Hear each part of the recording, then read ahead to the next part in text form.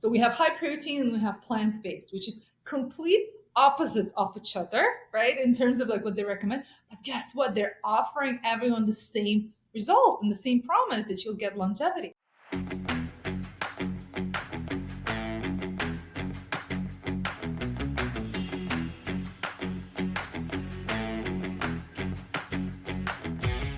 Welcome back to another episode of Keeping It Real Estate. I'm your host, Mike Roeder, and today we have Ella Davar joining us on the show.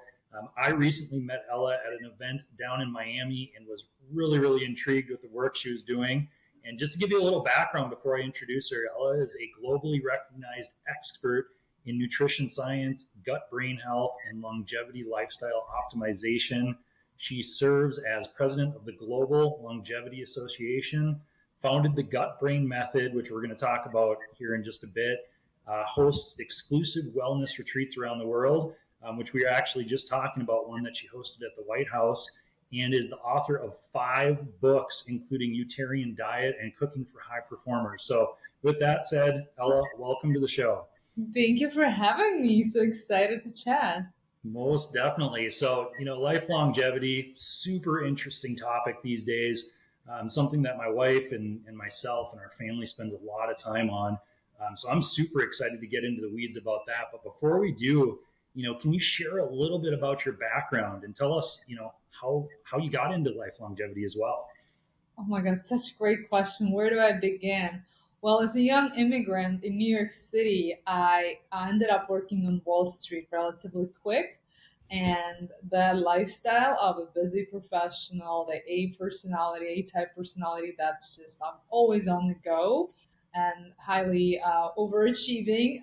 It was quickly dawned on me how this lifestyle can create disease. And for me myself, it was a lot of different nagging symptoms that I was dealing with: inability to lose weight, skin issues, feeling bloated all the time, being so hard on myself and working long hours and doing everything right, but still feeling like I'm spinning my wheels. So slowly but surely, I grew up in a very natural upbringing. I grew up in an organic farm and somehow found myself in a big city, but slowly but surely went back to this like natural sciences. I became a yoga instructor, meditation teacher, started working in healthcare, became a health coach, and then got a medical degree from NYU in clinical nutrition.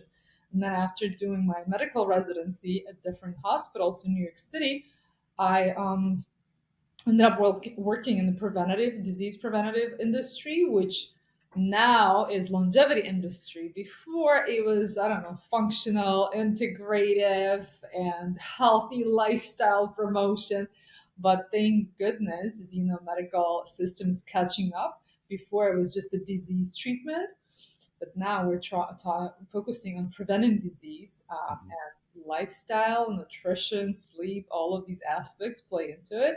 And now it became a new industry. And it's not a trend, it's a whole industry. And I'm happy to see it to some extent. There's a lot of different controversies, but I think the intention here and general direction is incredibly positive and beneficial for all. Got it. That's amazing. And it does seem like it's catching a lot of steam, which is absolutely Yeah. incredible. Do you see that leaching over, to your typical medical office, to your typical doctor, your typical nutritionist, or do we still have a long ways to go there to really have it integrate into those fields?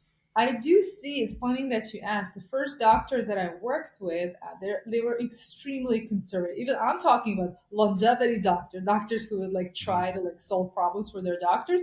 Themselves were eating cookies and not exercising and not eating cookies. What I mean, like it was a go-to. The kitchen was like full of junk food, like the office kitchen. Nothing's wrong with eating cooking once in a while, right? But I want something like there's like a soda there, canned food, and I was like, this is supposed to be a clinic. And nowadays, I see that we are in the world of the influencers and biohackers are now finally meeting like medical professionals. It's not just what they preach, it's who they are. And this is before was the mindset is like don't listen to what's the word do as I say, not as I do, right? So it was a lot of doctors that would smoke and not lead a healthy lifestyle, but would tell others what to do. So thank God, so now more doctors are realizing their own health and how that matters for them in addition to their clients. Because to this day, a lot of these subjects, whatever the prevention is, like I said, nutrition, sleep, and lifestyle, it's not taught in medical schools. So it's doctors' responsibility to learn that after they're already practicing medicine. And why would they do that? And most doctors, they go through 10 years of schooling and they have a big ego and very arrogant that they know it all. They're doctors after all, right? They would only do that because they either have some in the family's health issues, or their patients are challenging them.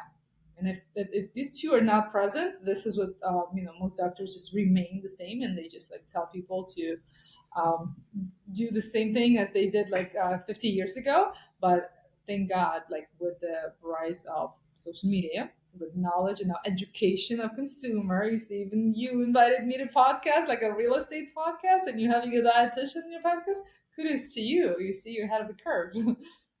Well, and I mean, it leaches into your life, right? Like Yeah, business, real estate, whatever industry you're in, how you feel and your energy levels and how healthy you are, it impacts you significantly. that's And, right. I mean, if you're not healthy, you're missing work, or you're not as productive, or you're not as happy. And so it can just have a massive, massive impact. So I absolutely love this subject. I would love for you to talk too about the gut brain method. So you created that. What inspired you to create that, and how does gut health directly impact longevity? Because there's been a lot of talk about that. There's so much scientific evidence on how your gut is actually, you've heard of second brain, but now they're saying it's your first brain because of the entire nervous system. They're interconnected. So your gut has more neurons than your spinal cord, almost 5 times more.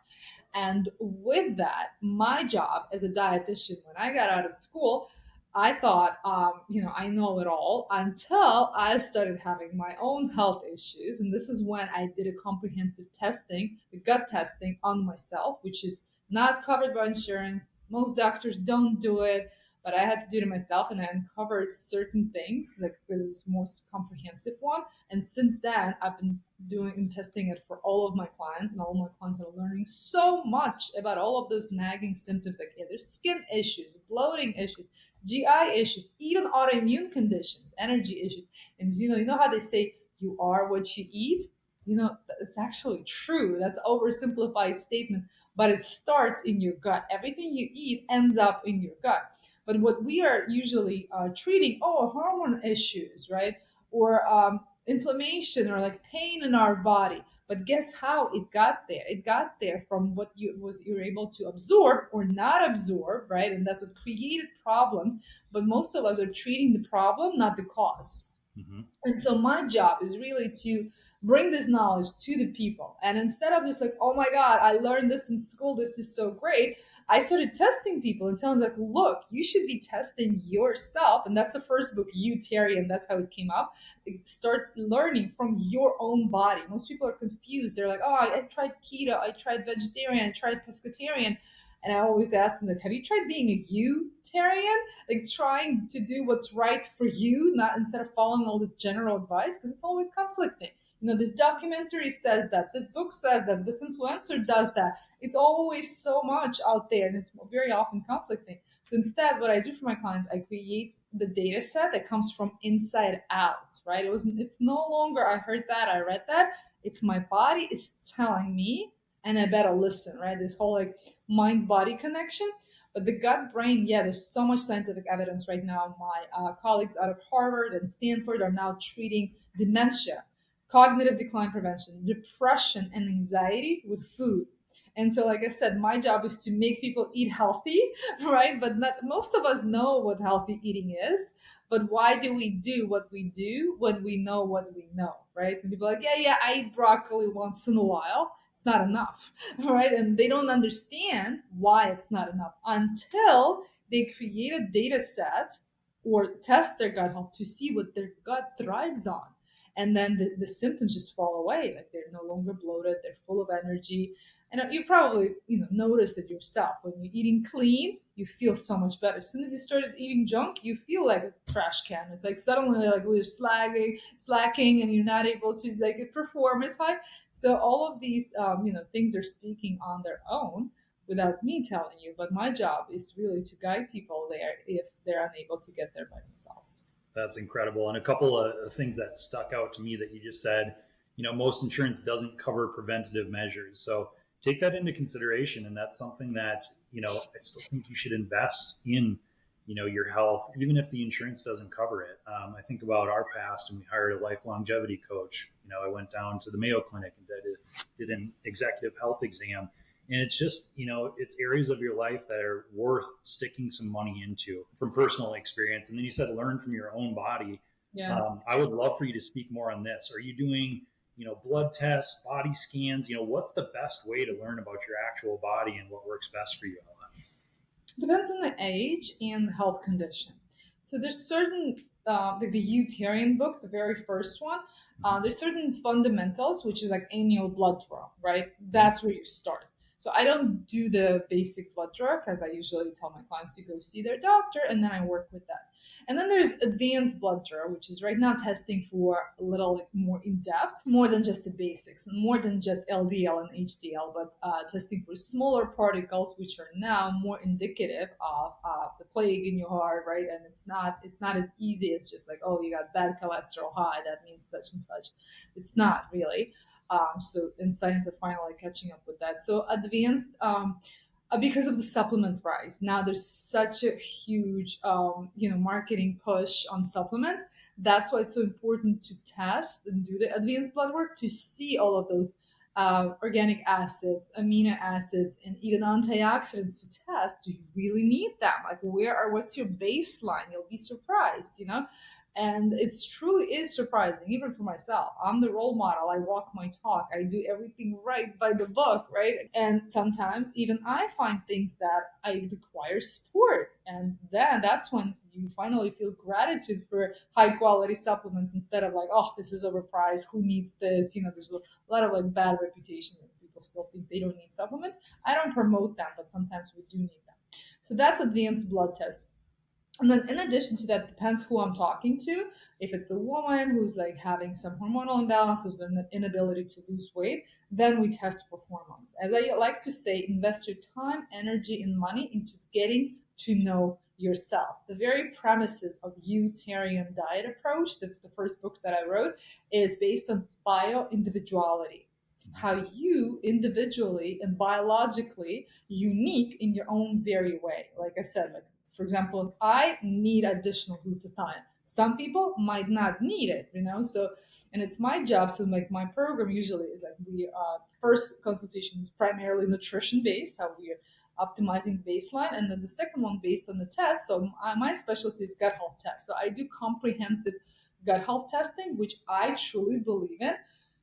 Everyone should do at least once in their lifetime to get these insights that are absolutely priceless. Every time I work with clients, I always tell them, like, guess what? Most people, they live their whole life. They never find out what's underneath their, belly button, right? And how that is connected. And so thank God now most, like I said, scientific evidence is showing how even your brain function, your hormone function, and even autoimmune condition or arthritis and there's so many right now that are on the rise. Even allergies, it all comes from imbalanced gut microbiome. And then in addition to gut, I like testing, the inflammation levels. I also do advanced testing on food sensitivities and food intolerances. That's also on the rise. And sometimes just removing those foods helps to create like personalized diet approach. So I do a lot of advanced testing. Awesome. And a couple more questions here in regards to that. How often should you be testing? I know you said at least once in your lifetime, but would it be ideal to test, once a year or twice a year? And then also on the supplement side, like how important is the quality of the supplements? Because obviously there's a vast range of quality out there. Both are super important. So when it comes to testing, like advanced blood panel, I recommend once a year minimum, ideally twice a year. Specifically, if you're supplementing, it's good to see what's working, what's not, what's moving the needle, and if you're doing everything right, and if you're not overdosing on your on anything, right? That's number one. Most doctors in the longevity industry now saying, oh, it needs to be like quarterly, like 3 to 4 times a year. Really depends on what kind of treatments you are, right? But generally speaking, once or twice a year, just to keep an eye on everything. When it comes to supplements, I am very careful when it comes to those, where I put my name on and how I associate myself with these highly concentrated doses of isolated nutrients and where they come from. Because, like I said, like I'm very cautious, and I'm a licensed medical professional. Where it comes from, the purity, the integrity of the brand, and who created it and why, and where they source it from, because there's a problem with supplements. There's no upper level intake. There's a quote in Latin: the difference between medicine and poison is the dose, right? So we don't want to overdo something. And a lot of supplements now, there's the controversy how it puts burden on your liver, because your liver have to process all of this and to see what goes in use, what needs to be filtered out, right? And so for some sensitive individuals, like, you don't want to overdose on anything, right? You want to provide just the right amount. So, and in addition to that, you also want to provide some pure quality. And purest quality, that's something that's not comes with like toxins or something that's not being treated or tested. So yeah, that's very important. So that's why I'm very careful on the brands that I align with. And actually, I also have a podcast, and on my last podcast, I interviewed a guy. He has consumer labs types of like business. It's a lab that just tests everything that's out there in the market, and it's funded primarily by consumers, because like through membership, he gives this information and he gives them exactly what's inside, just data, just knowledge on what's inside. So I'm subscribed to that guy to see if any, because the industry is so quickly developing. Every day there's a new product brand, there's new fundings that are being researched, and like recommendations. So we always have to keep up with them. And also, like I said, I'm trying to find the best. I'm always searching the best for my clients, because I want to provide high quality service, but I'm also very careful. That's amazing. And what's the name of your podcast, Ella, in case someone wants to check it out? It's Global Longevity Association. We made it like a huge brand of it. And like I said, the gut brain method is just one part of it, which very quickly escalated from being marketed to consumer, Mm-hmm. which my clients, to now where it's a certification course where we're certifying the future generation of healthcare providers, OBGYNs, dermatologists, doctors, and nutritionists and dietitians, because guess what? Gut health is still not taught in schools. And most gut health professionals, they had to learn it through their work experiences. That's what I did. And when I tried to expand my practice and hire someone, I was like, I ended up teaching all these new practitioners. And that's how this course is now a certification course. And it's just part of the Global Longevity Association. Wow, got it. That's amazing. I would love for you to break down some practical steps that people can take today, to start improving their gut brain connection. Yeah. Any recommendations? Yeah. All right. So number one, just watch my TED Talk where I go into details on how to make it happen. So there's 5 recommendations, right, that I believe that absolutely everyone should know about and should be able to incorporate into their daily lifestyle, no matter how busy they are. By the way, the name of my TED Talk is How to Fall in Love with the Food That Loves You Back. You know how sometimes we love foods that don't love us back? So my job is to really make it happen for you in a mutually beneficial way. So number one is fiber. Fiber is hugely beneficial. So if you've heard of plant-based diets or even Mediterranean, this is why they're so good for us, and that's why they have such a good reputation, because of the fiber. Fiber helps to lower the bad cholesterol, helps you to detoxify regularly on a daily basis. No need for juice cleanse. And it also helps you to stay regular. Prevents constipation and helps to improve your gut microbiome and gut-friendly bacteria. So by fiber, I mean all vegetables, colorful vegetables. Green leafy vegetables are the best. They help your liver to detoxify. And all types of healthy grains, like whole grains, like oats, barley, and buckwheat. Number 2 are antioxidants. Antioxidants are not just girls' best friends, they're everyone's best friends, because they help you to offset the daily damage. And every day we're exposed to pollutions, chemicals, pesticides, all this nonsense, guess what? We need to support our body in detoxifying all of that. And antioxidants help to offset the metabolic damage and free radicals. And antioxidants come from colorful fruits and berries. I love recommending berries because they're higher in fiber, because they have all the seeds, and they're high in vitamin C, which is the most powerful antioxidant. Number three are omega 3, remarkably beneficial, not just for vision and for lowering inflammation, but also for preventing cognitive decline like Alzheimer's and dementia. So, omega 3 rich fish. I love recommending sardines and mackerel. You can have them in canned form, shipped from Portugal or Spain, and it's super easy. All my busy professionals, they're traveling with them because it's the most protein and omega 3 packed solution that's right in the can. You eat it, and it's high, like I said, high in protein. It's the best. And then probiotics, extremely beneficial. So at least a cup of yogurt a day, or fermented vegetables.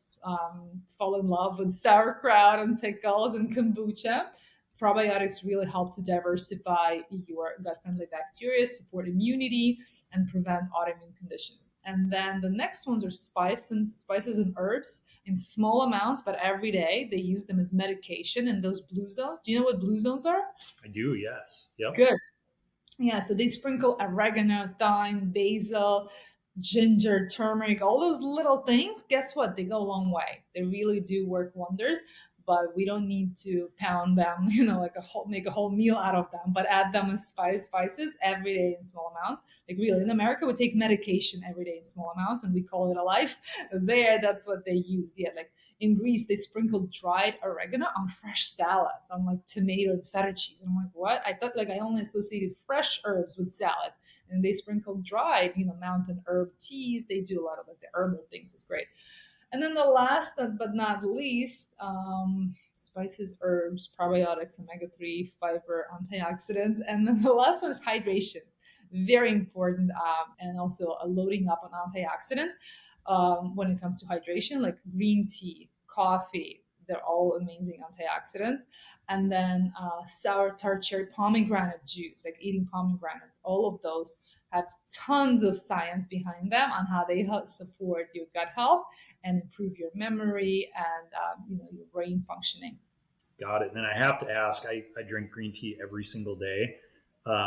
Quick Love question it. on that. Do you have any concerns about the caffeine? That's the one piece where I'm like, gosh, is this, potentially bad for me, or is it No, okay? no. The Okay. only caffeine is that's a problem for people is in coffee because of how strong it is and acidic, and that's why they recommend balancing it with milk. That's originally why it was mixed with milk, because milk is a complete food. It's got proteins, fats, and carbs, and it balances out the acidity. But then when it comes to tea, no, there's really no way to overdose on tea. And there's so much scientific evidence on how green tea is beneficial, specifically matcha tea. Do you know what matcha tea is? Oh It's yes. a Yep. whole herb that blend, like a whole tea leaf that's blended.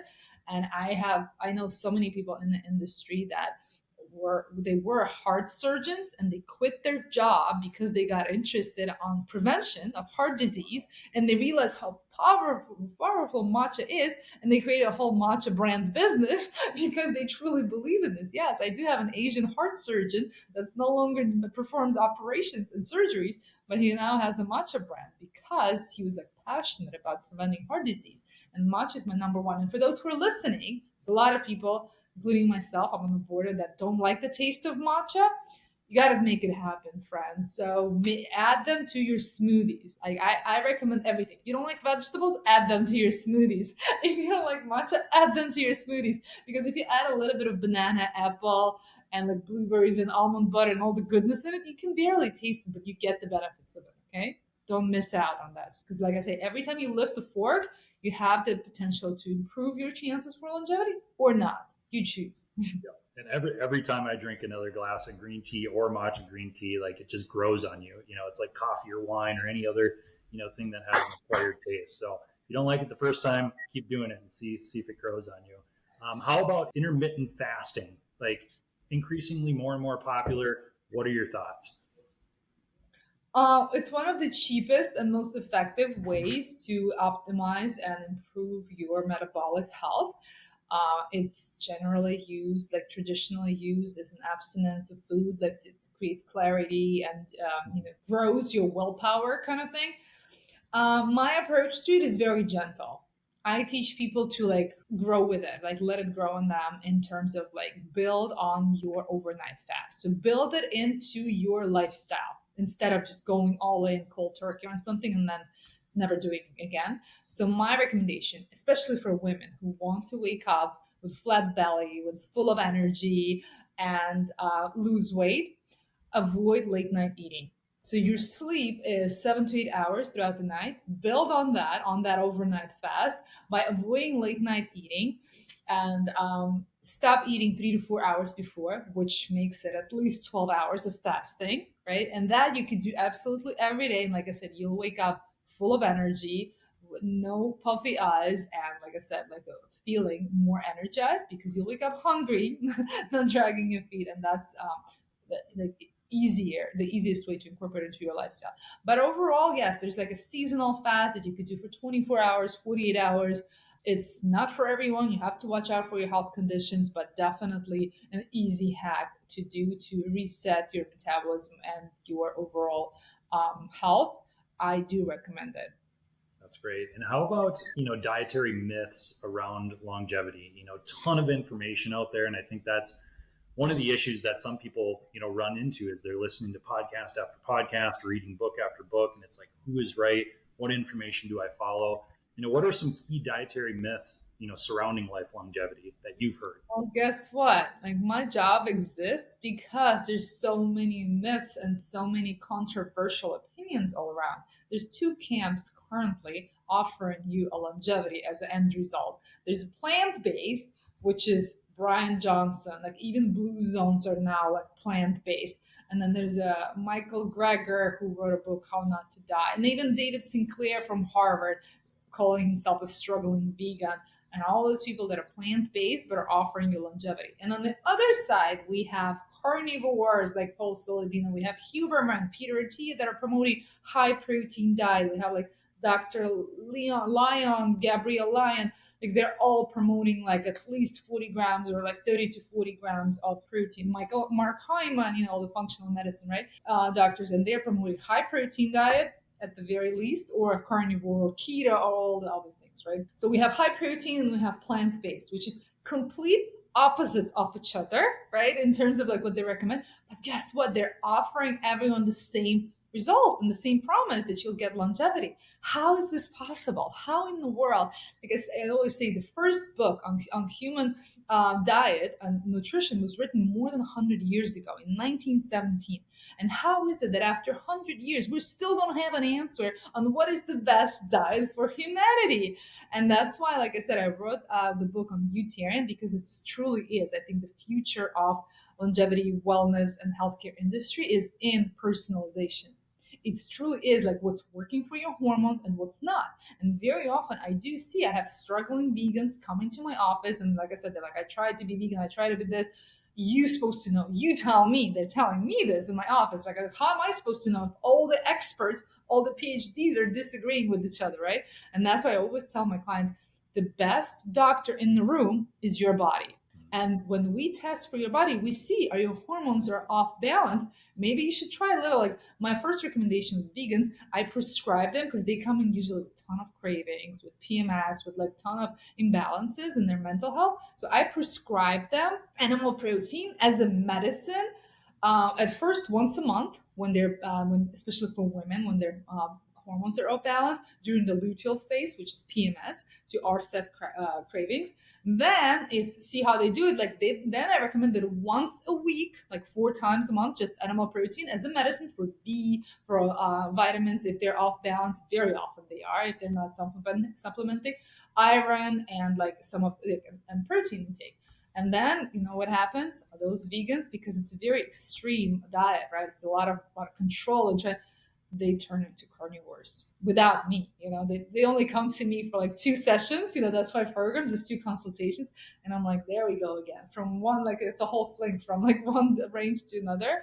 Yeah, that thing happens. But like I said, to me, it's all about balance. My whole approach and the longevity plate and longevity diet that I built It's all about becoming a qualitarian. In this country, we really have, it's not enough to just talk about what's good, what's right. It's all about the quality, which animal protein, which soy protein, like soy is supposed to be good for you, but in this country, it's so bad.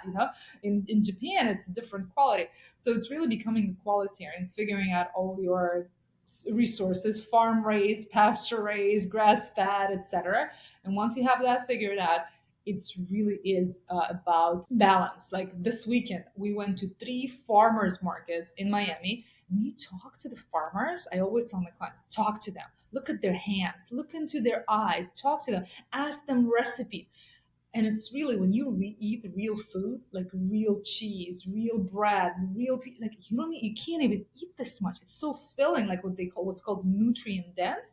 And you eat real food right off the pasture, and you're realizing there's really nothing to overthink if you just eat with harmony with seasons and nature, like where you live. So How do you paying like attention, that? I love it. Paying attention to the quality of the foods that you're intaking, and from what I heard there, taking a step back, monitoring your levels, in your body, and figuring out how these foods impact your energy levels and your health and your blood levels, Mhm. or different levels within your blood. Correct? Yes, that CGM is another one which is trending right now. I've been working with it for many years now. It's really good for those who are traveling to understand, or just like those who don't understand how food affects them.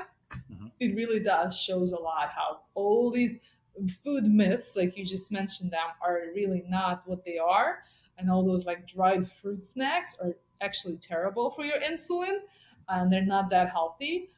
But until you see it right in front of your eyes, like I said, like nothing trumps the 30 minutes after effect. Because most of us, we do something, we eat healthy, we try our best, but what are we really like? What's holding us accountable, right? The number that we try to change on the scale, or the blood work that we do once or twice a year? No, right? But the CGMs that you brought up really like helps people to hold them accountable, because it's like having a dietitian in your pocket. So the CGM that you wear here on the tricep. So yeah, I work with those a lot. It's part of the Utarian diet. Yeah, just investing at least a month or two into learning how your blood sugars are fluctuating in response to the foods that you're eating, especially like the restaurant foods, not designed for you to be healthy. And very often people are learning a lot more than they, especially when they assume that certain foods are healthier than others. Makes sense. And I have to ask too, biohacking tools, red light therapy, cold plunges, wearable devices. Like, what are your thoughts on all those items? I am very refreshingly conservative on those things, because I truly don't see longevity as like this expensive thing that you need to hack. Hmm. It's like less is more very often. So Hmm. my go to everything that's like natural. Like I'd rather take a nature walk or a tree hugging or forest bathing instead of the PEMF, which is the same thing. It's grounding, but through something that plugs it into electricity. No, I don't need that. Like I need less devices. So I try to keep my home as basic as possible, like less devices. Only those that I can't absolutely avoid. So I do like the cold plunges, but are preferably in the ocean or in the river or in the lake, my favorite. And then love the exercise, all things, number one recommendation right now for longevity: sleep, daily movement, daily exercise. Our bodies are not designed to be sitting for long hours. And in terms of wearables, my favorites are the sleep trackers. Really holds people accountable and really shows, especially for someone like me who sometimes gets a little jaded, because I always sleep well and it's my specialty, but sometimes you're like, oh, this happened, this, and then you're like, oh my god, why do I feel like trash again? Then you realize like this thing's keeping me accountable. It's like, wow, this is, this, I'm not somehow impervious. So like a few days of traveling or feeling stressed out, I just did a White House event, and that's it. Like I'm dragging my feet for a week. It takes me a while to recover after these big, like large scale like events and shows that I put up. And then I'm like, wow, this ring, the wearables, you know what I'm talking about, right? The Aura Sure. ring Yep. really holds me accountable and helps me to recover, or helps me to prioritize my sleep. And same thing, other wearables like CGMs. I love using those for my clients, like for short periods of time for them to learn. Yeah, but red light, I mean, great for other people. Not my go-to. No, I'd rather, take care of my mitochondria and what's inside of me than just like what's outside. Mhm. I do like lymphatic drainage, anything, massages, treatments, because lymphatic drainage is the system in our body that's responsible for taking trash out, basically. And this is what we see a lot. A lot of people, when we have some lymphomas or something that's building up inside of our tissues, it's because we're not supporting our body by taking its trash out. So lymphatic drainage, anything. There's special boots. I forgot what they call them. You know what I'm talking about? The ones that like inflate. I've seen them before. Yeah. Yes, for So sure. those types of devices. But I recommend massage every week. Yeah, that's My my go. wife is going to be excited about that one. No, I've been doing this. I became a massage therapist when I was 18 years old. I'm 37. So I've been having massage once a week for 20 years. And Wow, that's incredible. I yeah, love it. it's my it's my therapy, or same thing with like acupuncture, yoga, anything. Mhm. I truly think the most underestimated longevity hack is regulating your nervous system. Not a lot of people are talking about it, but I worked with neuro scientists. It's the amount of heartbeats that your heart takes, and if we're always in fight or flight, always like, even if the healthy stress, exercise is a healthy stress, right? That's what creates a stronger body. Even all of that is still giving us a lot of physical stress. So it's our responsibility to give our body a chance to switch into what's called rest and digest, the thriving mode, right? So really regulating our nervous system with all things mindfulness, praying, how like even religion is not something that anyone's talking about it, but it used to be, right? Like around 20, 30 years ago, everyone was into going to church on Sundays, and it's not anymore. I'd rather, like, that's my favorite biohack. That's incredible. I love it. And looking forward, Ella, what do you believe will be the biggest breakthrough or breakthroughs in life extension? Over, let's say, the next decade or so, because a lot of things have happened over the last decade. What do you see, coming down the pipeline? I think my hope is, like I said, the personalization is the future of this industry. That one day we'll have an answer to what is the best diet for humanity and the best approach to longevity. And the answer will be depends, right? So, ideally, most likely, I feel like balanced diet, which is very hard to sell. And most people don't like balance, they like extreme ends because that's what sells and that creates the headlines. But my goal is with all of this data that we're gathering from biowearables, from advanced diagnostics solutions, and the knowledge and the research that's being invested into this industry, my hope is that we're going to democratize longevity, and that's what I'm trying to do right now. You noticed I have not sold a thing here. Like even all the devices, I was like kind of like, nah, not my go-to. Just invest in learning, and guess what? You only invest in that once. Once you learn from your own body, that's it. Like you got all the answers. So I have this like a teacher mentality more than just like subscribe to this and use this for the rest of your life. So it's more about like creating a lifestyle around this. And my hope is that this will be more accessible to everyone, not just to the elites. And as you know, most of the people in the country are still struggling with the lifestyle because it's not easily accessible. And looking back, what would you say is the most impactful advice that you've received or lesson that you've learned along your journey in health and longevity?